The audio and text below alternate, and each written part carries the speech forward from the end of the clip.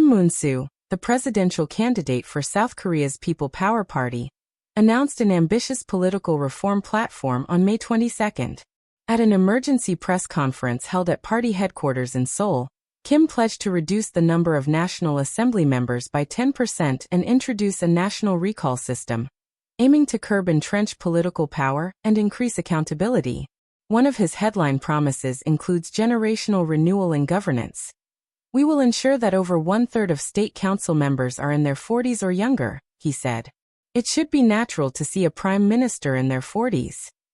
This is widely interpreted as a strategic invitation, or love call, to Lee Jun-seok, the 40-year-old presidential candidate from the New Reform Party, hinting at potential unification through a shared vision and the offer of the prime ministership.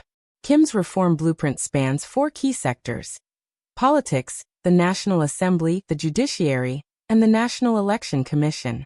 Key proposals: political sector. Appoint over one-third of cabinet members under age 40. Shorten the presidential term to 3 years to allow synchronized elections with the National Assembly in April 2028. Eliminate parachute appointments through a government personnel guideline, K-Plum Book. Abolish presidential immunity from prosecution. Introduce a special inspector nominated by the opposition. National Assembly. Cut the number of lawmakers by 10%. Remove immunity privileges. Enforce a no-work, no-pay policy for lawmakers. Implement a national recall system to allow citizens to remove elected officials midterm. Judiciary. Require 2/3 National Assembly approval for appointments to the Supreme and Constitutional Courts. Abolish the Public Prosecutor's Office. Create a new crime category for obstruction of justice. National Election Commission.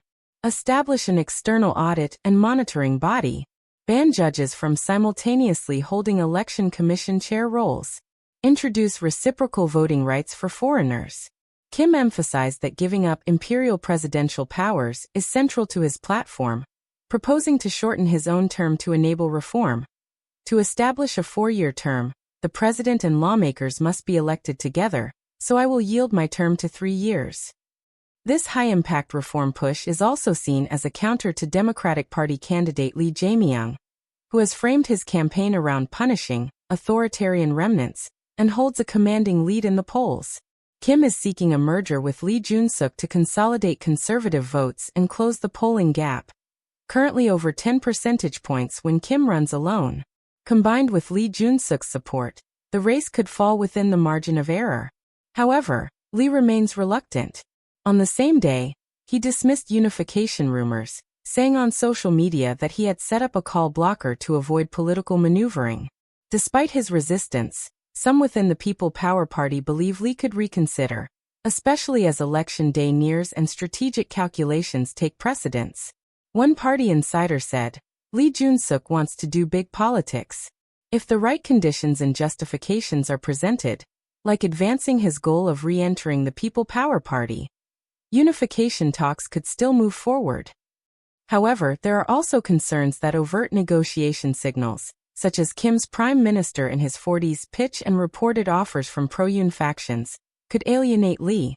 Another official warned, "Any proposal should be done discreetly. Talking about it publicly makes it harder for Lee to accept. It risks looking like he's joining hands with the very establishment he opposes."